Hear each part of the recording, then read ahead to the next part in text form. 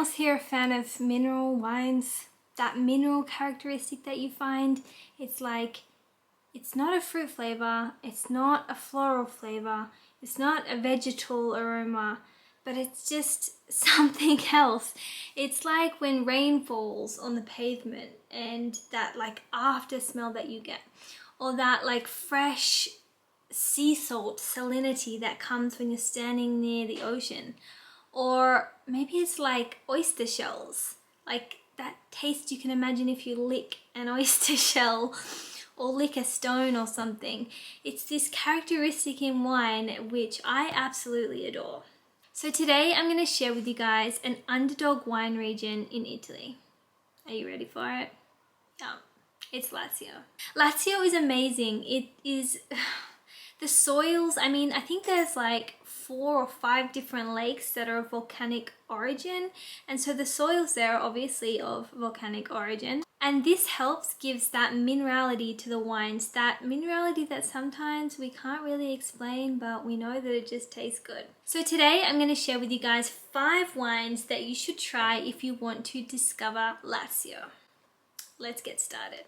Wine number 1 is Est di Montefiascone. Now, if you haven't had a chance to see my vlog post yet, or you want to find out more about this Cantina Antica, Cantina Leonardi, or just kind of travel through an antique winery with me here in Italy, then you can go check this video out that is attached above. But this wine is a Trebbiano Malvasia blend, and it was actually the first wine to get DOC status in the whole of Lazio in 1966. So it is your lighter and zesty style of wine with aromas of underripe white peaches, smokiness and salinity, and it is a great pairing with fried artichoke if you're going to pair it with a local dish. So number 2 on the list to expanding your wine knowledge on Lazio wines is a Frascati. Frascati is found about 25 kilometers southeast of Rome in an area called Castelli Romani. Frascati must be produced with at least 70% Malvasia and 30% other blending wines from the region. It was a wine that was enjoyed by the ancient Romans, and it was also super popular in the 60s. So these wines are simple, they're light-bodied, quaffable, but they have delicate aromas of white flowers, apple, lemon zest, and a distinct herbaceousness. The superior version of Frascati, which is the DOCG, has stricter production levels and it has a higher minimum alcohol content. These wines show a little more character and depth with floral notes, stone fruit, almond and grapefruit, and this is when you're going to get that underlying minerality that comes from the volcanic soils. Now this wine is pretty versatile to pair, especially the more simple version of the wines, but I would pair it with a nice local cacio e pepe dish. Mwah. So fun fact, you might have heard of the DOC Orvieto, and in your mind you probably would link this to the region of Umbria.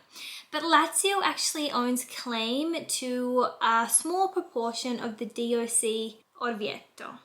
Now the wines that are coming out of this region will be labelled with Orvieto. Otherwise, you can also find Grechetto di Lazio, which is the wine number 3 that we're going to talk about today. So Grechetto is one of the main grapes found in the Orvieto DOC. However, if you find an IGT wine from Lazio, then it must have 85% of Grechetto within the blend. If it has a high proportion of Grechetto, then it will deliver notes of crunchy white peach, strawberry, green melon, and it also has this distinct textural chalkiness to the palate. If you're a fan of rosé wines from Provence, then you will really enjoy this wine as it has been stated to be similar. Funny enough, this wine typically is paired well with porchetta, which is a whole pig stuffed with herbs, garlic, and sometimes fennel, which is also a local dish of Umbria. Makes sense, right? So number 4 on the list, we are moving further south into the coastal region of Lazio, where we're going to talk about another wine that was enjoyed by the Romans.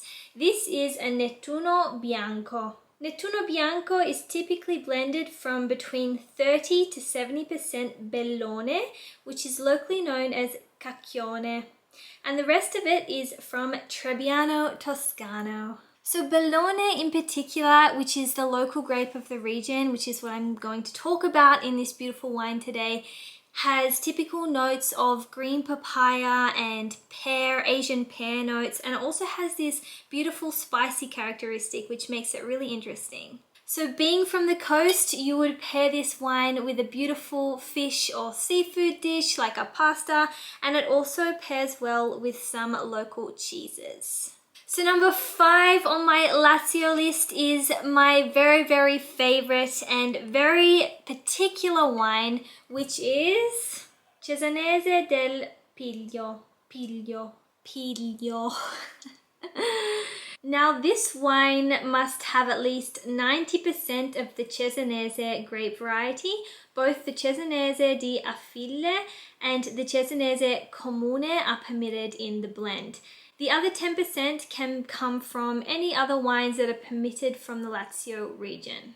Now this wine is intense, and it's no surprise that it was enjoyed by popes and kings around the Middle Ages. The main area in which this grape is found in Frosinone is really rich in iron soils, which adds to this strange characteristic to the wine. So for this reason, it comes in both a superior and a superior reserva style, which both have a minimum aging and alcohol requirements. It was only given its DOCG status in 2008. So on one hand, this wine produces beautiful red fruit and plum aromas, and on the other hand, it has these intense age-worthy tannins, these spicy and rustic notes of game and iron pan, and it also has this intense bitter aftertaste which can make it quite a difficult wine to pair. So in this case, you're probably safe with some wild local game or some aged cheeses like pecorino. So now it's your turn. I'm curious, which one of these wines would you like to try first? Put a number 1, 2, 3, 4, or 5 in the comments below, and remember to stick around and subscribe to my channel if you like learning about Italian wines and exploring the hidden secrets of Italy with me. I'll catch you guys on my next video. Until then, I hope you're enjoying some amazing wine. See you guys.